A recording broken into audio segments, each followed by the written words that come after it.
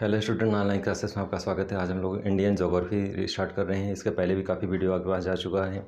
आज हम लोग हिमालय के संदर्भ में अध्ययन करेंगे, पर्वत श्रेणियों के संदर्भ में ब्रीफली जानकारी इस वीडियो में अध्ययन करेंगे। इसके पार्ट 2 में और डिटेल अध्ययन करेंगे कि किस तरह से हिमालय पर्वत में कौन कौन से पर्वत चोटियाँ हैं, क्या श्रेणियाँ हैं। आज इंट्रो और कुछ ब्रीफली जानकारी हम लोग अध्ययन करेंगे। जैसे कि आप देख रहे हैं, बहुत सारी चीज़ें आपको ब्लैक बोर्ड में आपको मिलेगा देखने के लिए। एक चीज़ और बताना चाहते हैं, ज्योग्राफी स्टूडेंट को कम समझ में आता है, लेकिन मैप के थ्रू जब आप समझते हैं तो बेहतर समझ में आता है। बिल्कुल इजी कर देंगे आपको, बहुत आसानी से आप समझ सकेंगे। बुक्स में बहुत कम समझ में आता है क्योंकि आपको जो है उस तरह से मानचित्र के माध्यम से उसमें नहीं रहता और डायरेक्ट पढ़ना पड़ता है, इसलिए आपको ज्योग्राफी बोरिंग लगती है, समझ में नहीं आता। लेकिन वीडियो के माध्यम से आपको बिल्कुल आसान कर देंगे। गारंटी है कि आपको ज़्यादा से ज़्यादा मैटर पूरा समझ में आएगा और बहुत सारा तरीके से आप समझ जाएंगे। तो चलिए स्टार्ट करते हैं, देखते हैं आज क्या क्या चीज़ें हैं। ब्लैक बोर्ड में जैसा आपको दिख रहा है, बहुत सारी चीज़ें आज आपको समझाएंगे बहुत कम समय में। तो चलिए देखते हैं क्या क्या चीज़ें हैं। सबसे पहले हम लोग समझेंगे हिमालय में क्या क्या चीज़ें हैं, कौन कौन सी पर्वत श्रेणियाँ हैं, हिमालय का निर्माण कैसे हुआ और हिमालय का कैसे अस्तित्व आया, 3 श्रृंखलाएँ कैसे अस्तित्व में आई, किन किन रूपों में उसका निर्माण हुआ। चलिए सिलेबस को स्टार्ट करते हैं, देखते हैं आगे क्या क्या है। जैसा कि आप जानते हैं, हिमालय हिमधनालय यानी बर्फ़ का घर। जैसा कि आप जानते हैं, हिमालय प्राचीन काल में जो आध्यात्मिक और प्राचीनतम जो धार्मिक महत्ता है, जैसा कि आप जानते हैं, देवताओं का वास माना जाता है, ऋषि मुनियों का तपस्थली माना जाता है। ऋषि मुनि वहाँ तपस्या करते थे और आज के टाइम में हिमालय प्रेजेंट टाइम में बहुत ही महत्वपूर्ण है।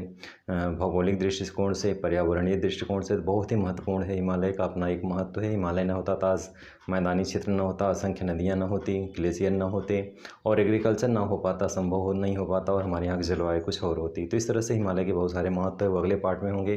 केवल आज हम लोग इंट्रो के रूप में जानेंगे हिमालय के संदर्भ में। चलिए विषय स्टार्ट करते हैं, देखते हैं क्या क्या चीज़ें हैं।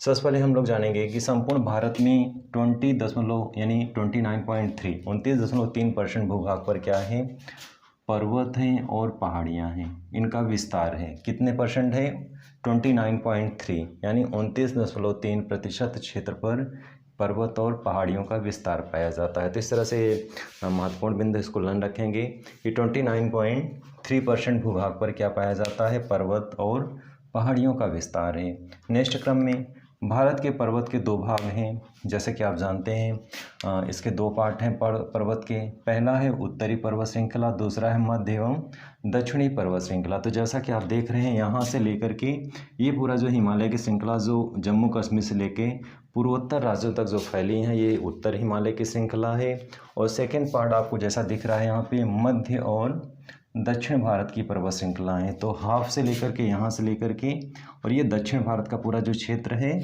ये मध्य एवं दक्षिण पर्वत श्रृंखला के अंतर्गत आता है। तो डियर स्टूडेंट, जैसे हम लोग नदी तंत्र को 3 पार्ट में डिवाइड किए थे। पहले स्टार्टिंग में हम लोग अध्ययन किए थे 2 पार्ट केवल, यानी उत्तर भारत के नदी तंत्र और दक्षिण भारत के नदी तंत्र या प्रायद्वीपीय भारत के नदी तंत्र। उसी तरह से पर्वत श्रृंखला को भी हम लोग 2 पार्ट में यहाँ अध्ययन करेंगे, उत्तर भारत के पर्वत श्रृंखला और दूसरा है मध्य एवं दक्षिण भारत के पर्वत श्रृंखला। तो आज हम लोग उत्तर भारत के पर्वत श्रृंखला के संदर्भ में पहले अध्ययन कर लें, उसके बाद अगले पार्ट में क्रम से सीरीज से आपके पास वीडियो जाती रहेगी। दक्षिण भारत के कौन कौन से पर्वत श्रृंखला हैं उनके संदर्भ में अध्ययन करेंगे। तो चलिए देखते हैं उत्तर भारत की पर्वत श्रृंखला के संदर्भ में। सबसे पहले आपको बताना चाहेंगे हिमालय का निर्माण कैसे हुआ। तो जैसा कि आप यहाँ ब्लैक बोर्ड पर बहुत सारी चीज़ें देख रहे हैं, आपको क्रमबद्ध तरीके से समझाते हैं, बहुत सरल तरीके से।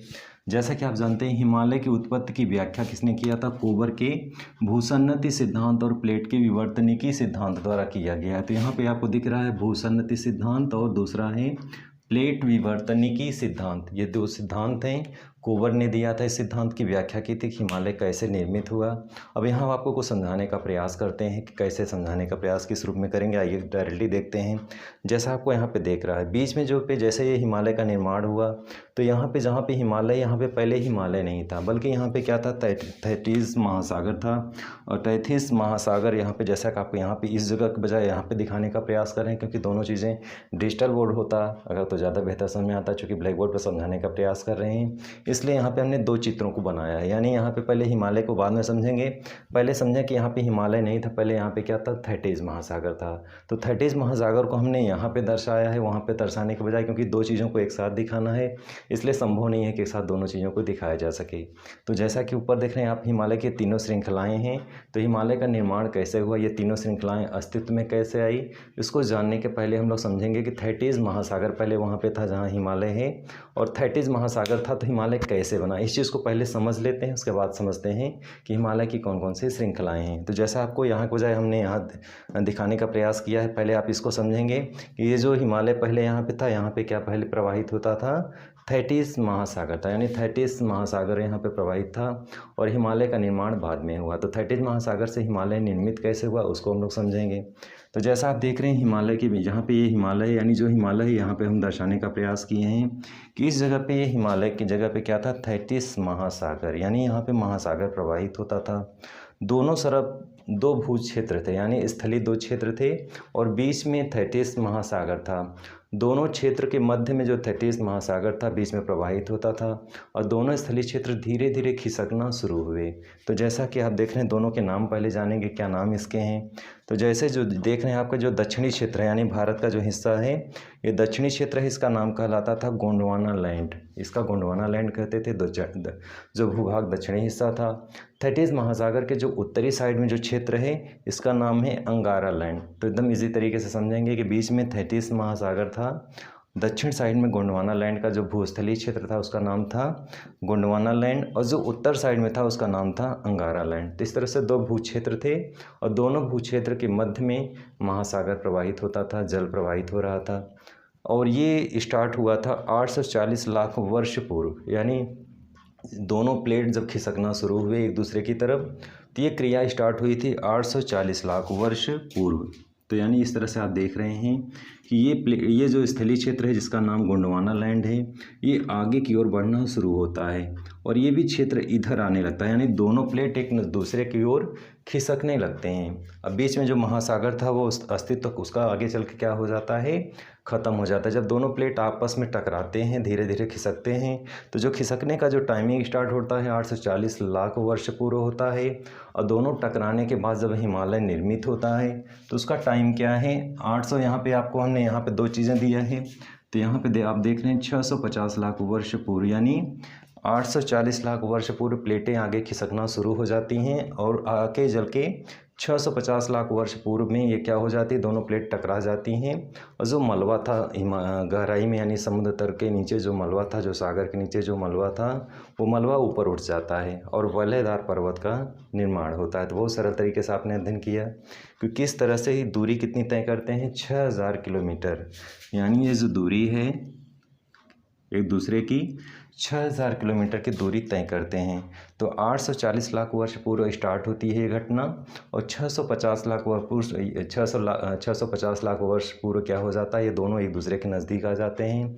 टकराने के पश्चात जो स्थलीय क्षेत्र था वो वलय कर जाता है, यानी फोल्ड हो जाता है, फोल्डिंग जैसा बन जाता है और जब फोल्ड बन जाता है तो इसी से हिमालय का निर्माण होता है। तो बहुत डियर स्टूडेंट, बहुत सरल तरीके से हमने समझा हिमालय कैसे निर्मित हुआ, कितनी दूरी तय की है, 6000 किलोमीटर समथिंग, और स्थलीय क्षेत्रों का क्या नाम था, तो दक्षिणी क्षेत्र का गोंडवाना लैंड था और उत्तरी क्षेत्र का क्या नाम था, अंगारा लैंड। दूरी भी तय की, स्टार्ट कब होता है 840 लाख वर्ष पूर्व और दोनों टकराते कब हैं, 650 लाख वर्ष पूर्व। बिल्कुल सरल तरीके से आपने सीखा, समझा कि कैसे दोनों प्लेटों को टकराने से हिमालय का निर्माण हुआ। चलिए और आगे अध्ययन करते हैं। तो जैसा आप देख रहे हैं हिमालय श्रृंखला यानी भारत के पर्वत को दो भागों में बांटा गया है, उत्तरी पर्वत श्रृंखला और मध्य एवं दक्षिणी पर्वत श्रृंखला। तो जैसा कि आप देख रहे हैं यहाँ से लेकर के यहाँ तक ये पूरा उत्तरी पर्वत श्रृंखला है और यहाँ से लेकर के जो दक्षिण भारत पूरा क्षेत्र है इसे किसके अंतर्गत रखा गया है, मध्य और दक्षिणी पर्वत श्रृंखला के अंतर्गत इसे रखा गया है। इस तरह से दो पार्ट हिमालय के किए गए हैं। तो इसी क्रम में आगे हम लोग देखेंगे।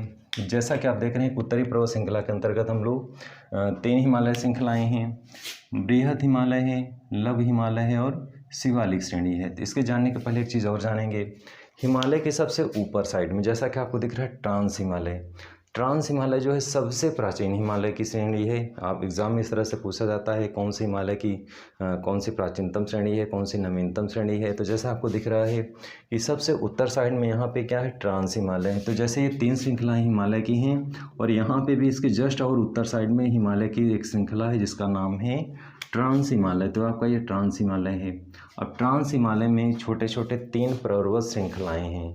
ट्रांस हिमालय के अंतर्गत ही छोटे छोटे 3 पर्वत श्रृंखलाएं। एग्जाम में इस तरह से भी पूछा जाता है कि ट्रांस हिमालय में कौन कौन से पर्वत श्रृंखलाएं हैं, ये भी आपका महत्वपूर्ण बिंदु है। तो जैसा आपको दिख रहा है हमने यहाँ पे 3 लाइन खींची है। तीनों को संयुक्त रूप से जो तीनों श्रृंखलाएं हैं किसके अंतर्गत आती हैं, ट्रांस हिमालय के अंतर्गत आती हैं। ट्रांस हिमालय सबसे उत्तर साइड में है और ट्रांस हिमालय के अंतर्गत ही 3 पर्वत श्रृंखलाएं आती हैं। कौन कौन से हैं, तो यहाँ पे हमने शॉर्ट नेम लिखा है KJL। 3 श्रृंखलाएं हैं।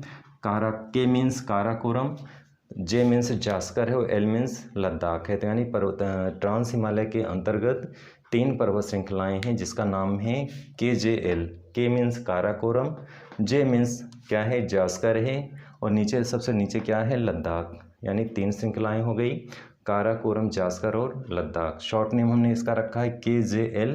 रेड कलर में जो दिख रहा है आपको काराकोरम है, ब्लू कलर में जो दिख रहा है आपको मध्य में वो जास्कर है, और सबसे दक्षिण में जो है वो लद्दाख है। एग्जाम में ऐसे भी क्वेश्चन आता है, सबसे उत्तर साइड में ट्रांस हिमालय की कौन सी पर्वत श्रेणी है, तो काराकोरम है। मध्य में कौन सा है, जास्कर है, और सबसे दक्षिण में कौन सा है, लद्दाख है। तो जैसा आपको यहाँ पे दिख रहा है तीनों अलग अलग हैं, और सबसे उत्तर में काराकोरम, मध्य में जास्कर और सबसे दक्षिण में लद्दाख है। और ये तीनों संयुक्त रूप से किसके अंतर्गत आते हैं, ट्रांस हिमालय के अंतर्गत। तो बहुत महत्वपूर्ण बिंदु है, इसको सरल तरीके से आप समझें। इसी क्रम में आगे हम लोग बढ़ेंगे। अब यहाँ पे हम लोग हिमालय की जो 3 मुख्य लाइनें हैं, तो ये हिमालय की श्रृंखलाएँ हैं। अब हिमालय में कौन कौन से आता है, तो महान हिमालय है, लघु हिमालय है और शिवालिक श्रेणी है। अब एग्जाम में इस तरह से पूछा जाता है कि मध्य में कौन है, दक्षिण में कौन है और उत्तर में कौन है। तो जैसा आप देख रहे हैं कि उत्तर साइड में महान हिमालय है, जिसे ग्रेटर हिमालय के नाम से जाना जाता है, या फिर इसे बृहद हिमालय भी कहते हैं, तो नाम जानते रहें। मध्य में है लघु हिमालय और सबसे दक्षिण में है शिवालिक श्रेणी। तो जैसा कि आप जानते हैं जो शिवालिक श्रेणी है वो सबसे नवीन है। अब क्रम से आइए हम लोग अध्ययन करते हैं इसी क्रम में। जैसा यहाँ पे आपको दिख रहा है हमने हिमालय के 3 श्रृंखलाओं के यहाँ पे लिख दिया है, बृहद हिमालय, लघु हिमालय, शिवालिक श्रेणी। अब लोग बृहद हिमालय के संदर्भ में अध्ययन करेंगे। इसकी औसत ऊंचाई 6100 मीटर है और यह हिमालय श्रेणी सबसे क्या है, प्राचीन है। तो इसको भी इस तरह से ध्यान रखेंगे, सबसे प्राचीन श्रेणी है। निर्माण इसका 25 से 40 मिलियन वर्ष पहले हुआ था। विश्व की जो सबसे ऊंची चोटी माउंट एवरेस्ट है। माउंट एवरेस्ट विश्व की जो क्या है, सबसे ऊंची चोटी है। इसकी ऊंचाई कितनी है, 8848 मीटर, जो नेपाल में पड़ता है। जैसे आपको दिख रहा है यहाँ पे हमने मानचित्र में दर्शाने का प्रयास किया है। तीनों श्रृंखलाओं में इस तरह से एग्जाम में आता है, माउंट एवरेस्ट को दर्शाएं। तो कैसे दर्शाएंगे, जैसा आपको दिखाई दे रहा है सबसे उत्तर साइड में जो रेड कलर की लाइन है, ये महान हिमालय या बृहद हिमालय इसे कहते हैं। और इसी में ये पूरी लाइन हिमालय की जो श्रृंखला फैले यहाँ से लेकर के किस तरह से अरुणाचल प्रदेश राज्य तक विस्तृत रहे, पूरा जो है इस तरह से इसका हिमालय का विस्तार है। और हिमालय के इस विस्तार में जो विश्व की सबसे ऊंची चोटी है वो क्षेत्र कहाँ पे आता है, तो जैसा आपको देख रहे हैं ये क्षेत्र पूरा नेपाल में आता है। श्रृंखला तो जम्मू कश्मीर से स्टार्ट है और पूर्वोत्तर राज्यों तक यानी अरुणाचल प्रदेश तक विस्तृत है। लेकिन इसके बाद भी इसकी जो ऊंची चोटी है माउंट एवरेस्ट, और किस क्षेत्र में आता है, नेपाल में आता है। और नेपाल में जो उसकी ऊंचाई है माउंट एवरेस्ट की कितनी है, 8848 मीटर है। यानी इस तरह से आप जानते रहें कि विश्व की जो सबसे ऊंची चोटी है आपको मानचित्र में कहाँ पे दर्शाना है, इस जगह पे दर्शाना है। भारत में नहीं बल्कि नेपाल में दर्शाना है। और उसकी ऊंचाई कितनी है, 8848 मीटर। जैसा आपको यहाँ पे दिख रहा है 8848 मीटर है। नेक्स्ट क्रम में चलते हैं इसी क्रम में। और नेपाल में इसे सागर माथा के नाम से जाना जाता है। जैसा कि आप जानते हैं माउंट एवरेस्ट जो है ये नेपाल की श्रेणी में पड़ता है, तो ये लाइन जो है पूरा हिमालय ही कहलाएगा, लेकिन अलग अलग क्षेत्रों में इसके नाम अपने अपने हो गए हैं। तो यानी हिमालय की श्रेणी जो जब नेपाल में पहुंचती है तो वहाँ पे इसे सागर माथा के नाम से जाना जाता है। यानी जो क्षेत्र हिमालय का नेपाल में पड़ता है उसे वहाँ पे सागर माथा कहते हैं। तो इसको ध्यान रखेंगे, सागर माथा हिमालय का ही नाम है, लेकिन उतने ही क्षेत्र को नाम है जहाँ जितना हिमालय नेपाल के अंतर्गत आता है। इसी क्रम में आगे बढ़ेंगे हम लोग। तो जैसा आप देख रहे हैं इसका सागर माथा नाम है। सेकंड है लघु हिमालय। जैसे आपको देख रहे हैं यहाँ पे ब्लू कलर की जो लाइन है, यहाँ जम्मू कश्मीर से लेकर किस तरह से पूर्वोत्तर राज्यों तक फैला है, और ये ब्लू कलर की जो लाइन फैली है इसी को लघु हिमालय कहते हैं। और लघु हिमालय जैसा आप देख रहे हैं हिमालय के और शिवालिक के क्या है, मध्य में विस्तृत है। तो दोनों के मध्य में है, इस तरह से भी एग्जाम में आता है। नेक्स्ट क्रम में देखेंगे इसी में अगला है शिवालिक श्रेणी। शिवालिक हिमालय की सबसे बाह्य हिमालय यानी सबसे बाहरी हिमालय इस साइड में है, सबसे बाहरी हिमालय पर्वत श्रृंखला है, और यह हिमालय के सबसे दक्षिण में है। तो जैसा आप देख रहे हैं यहाँ पे सबसे दक्षिण में स्थित है। और यह सबसे नवीनतम श्रेणी है। एग्ज़ाम में आता है सबसे नवीनतम कौन सा है, तो शिवालिक श्रेणी क्या है, सबसे नवीनतम है। इस तरह से आप जानते रहें। इसका निर्माण 2 से 5 मिलियन वर्ष पहले हुआ था। नेक्स्ट क्रम में देखेंगे विश्व के जो 100 सर्वोच्च शिखर हैं वो हिमालय की अनेक चोटियों में आते हैं। तो यानी विश्व के जो सबसे 100 ऊंची चोटियां हैं, 100 जितने सबसे ऊंची चोटियां हैं वो किसके अंतर्गत आते हैं, हिमालय के ही अंतर्गत आते हैं। जैसा कि आप देख रहे हैं, इसी क्रम में आगे हम लोग देखेंगे हिमालय के प्रमुख शिखरों में सागर माथा है, अन्नपूर्णा है, गौरी शंकर है। ये प्रमुख क्या हैं, हिमालय की श्रेणियां हैं। यहाँ पे 15,000 से ज़्यादा हिमनद हैं। यहाँ पे एक महत्वपूर्ण बिंदु आया है कि 15,000 से ज़्यादा क्या हैं, हिमनद। कभी कभी एग्जाम में ऐसे भी आता है कि हिमालय में कितने हिमनद हैं, तो हिमालय में समथिंग 15,000 हिमनद हैं। और हिमनद के कारण ही भारत में असंख्य नदियाँ प्रवाहित होती हैं, चाहे गंगा नदी हो, चाहे सिंधु नदी का प्रवाह, हिमालय से निकली हुई नदियाँ हैं। तो इस तरह से सैकड़ों नदियाँ प्रवाहित होती हैं और इस तरह से सैकड़ों नदियों के प्रवाहित होने के कारण भारत में एग्रीकल्चर व्यवस्था स्ट्रांग है। तो ये हिमनद होते हैं पहाड़ों पे, जो बर्फ़ की बड़ी बड़ी हिमनद नदियाँ हैं, बर्फ़ की चट्टानें हैं और इस तरह से इन्हीं के माध्यम से जल का स्रोत है और नदियाँ जो है इन्हीं से निकलती हैं। तो इस तरह से 15,000 समथिंग क्या हैं, ग्लेशियर पाए जाते हैं, जिसे हम हिमनद या फिर ग्लेशियर कहते हैं। आगे बढ़ेंगे हम लोग इसी क्रम में। जहाँ पे आज हिमालय है वहाँ पे कभी थेटिस नामक सागर था और इसमें 2 विशाल भूखंड थे, जैसा कि अभी आपने अध्ययन किया। इन विशाल भूखंडों के क्या नाम थे, गोंडवाना लैंड नाम था जो सबसे दक्षिण में था, और सबसे जो उत्तर में था उसे अंगारा लैंड के नाम से जानते हैं। और दूरी कितने दोनों तय किए थे, लगभग 6,000 किलोमीटर की दूरी एक दूसरे के पास आने में तय किए थे। और यहाँ पे आप बताना चाहते हैं कि 840 लाख वर्ष पूर्व ये क्रिया आरंभ हुई थी और 650 लाख वर्ष पूर्व दोनों के टकराने से हिमालय का निर्माण हुआ। और हिमालय जो भूस्थलीय क्षेत्र था वो वलय के रूप में हो गया, क्योंकि इतनी तेज़ी से टकराया और इतना टकराने के पश्चात जो है पूरा भूखंड जो है वलय हो गया, फोल्ड हो गया, मोड़ आ गया और इस तरह से हिमालय की श्रृंखलाएँ निर्मित हुई। नेक्स्ट इसी क्रम में आगे हम लोग बढ़ेंगे। हिमालय पर्वत 7 देशों की सीमाओं में फैला है, जैसे कि आप यहाँ पे देख रहे हैं 7 कंट्री, यानी विश्व की यहाँ पे जो हिमालय के जो विस्तार है इसमें 7 देशों में विस्तार है। कौन कौन से हैं, तो पाकिस्तान है, अफ़गानिस्तान है, भारत है, नेपाल है, चीन है, भूटान है और म्यांमार है। तो यहाँ पे आपको दिख रहा है पाकिस्तान, अफ़गानिस्तान, भारत है और इसी क्रम में नेपाल, चीन, भूटान और म्यांमार है। नेक्स्ट क्रम में देखेंगे हिमालय पर्वत जो 2400 किलोमीटर क्षेत्र में विस्तृत है। तो जैसा आप देख रहे हैं यहाँ पे जम्मू कश्मीर से लेकर पूरा जो विस्तृत है हिमालय कितने किलोमीटर है, 2400 किलोमीटर। इस तरह से इसका विस्तार 2400 किलोमीटर क्षेत्र में विस्तृत है जो पश्चिम से पूर्व की ओर फैला है। और ये हिमालय पर्वत तंत्र है जो इसके अंतर्गत 3 क्षेत्र हैं, 3 श्रृंखलाएँ हिमालय की हैं। भारतीय उपमहाद्वीप को मध्य एशिया और तिब्बत से अलग करता है। ये भी एक महत्वपूर्ण बिंदु, इसको ध्यान रखेंगे कि भारतीय उपमहाद्वीप जो है इसको किसको अलग करता है, एशिया और तिब्बत से अलग करता है। तो यहाँ पे 3 नदी तंत्र हैं, सिंधु नदी तंत्र है, गंगा नदी तंत्र है और ब्रह्मपुत्र नदी तंत्र है। और इस तरह से यहाँ पे सियाचिन हिमनद जो विश्व का दूसरा सबसे लंबा हिमनद है, जिसकी दूरी कितनी है, तो 72 किलोमीटर में इसकी लंबाई है, 72 किलोमीटर में विस्तृत है और विश्व की सबसे दूसरी क्या है, हिमनद है या फिर दूसरा सबसे बड़ा ग्लेशियर है। तो डियर स्टूडेंट, आज के वीडियो में आपने अध्ययन किया हिमालय पर्वत श्रृंखला का निर्माण, हिमालय का निर्माण कैसे हुआ, कौन कौन सी पर्वत श्रृंखलाएँ हैं और किस रूप में हिमालय कैसे निर्मित हुआ, कौन कौन से इसके क्या सिद्धांत हैं, कितनी दूरी तय किया, कितने लाख वर्ष पूर्व इसकी क्रिया आरंभ होती है। तो बहुत सरल तरीके से अध्ययन किया, चूँकि बहुत सारा मैटर अभी इसमें और है। अगले पार्ट 2 में इसको भेजेंगे, पार्ट 3 में भेजेंगे, बहुत सारी जानकारियाँ हैं। और आपको जो है आश्वासन देना चाहते हैं कि जी पूरे टॉपिक को बहुत सरल तरीके से समझाएंगे, आपको समझ में आ जाएगा। तो आज के वीडियो में बस इतना ही, एक छोटा सा प्रयास है। लगातार आपको बेहतर वीडियो प्रदान करेंगे। वीडियो अच्छा लगा हो तो लाइक और सब्सक्राइब करें। जितना योगदान आपको मिलेगा उतना हमें एनर्जी मिलेगी और उतना बेहतर तरीके से वीडियो आपको देते रहेंगे। तब तक के लिए धन्यवाद।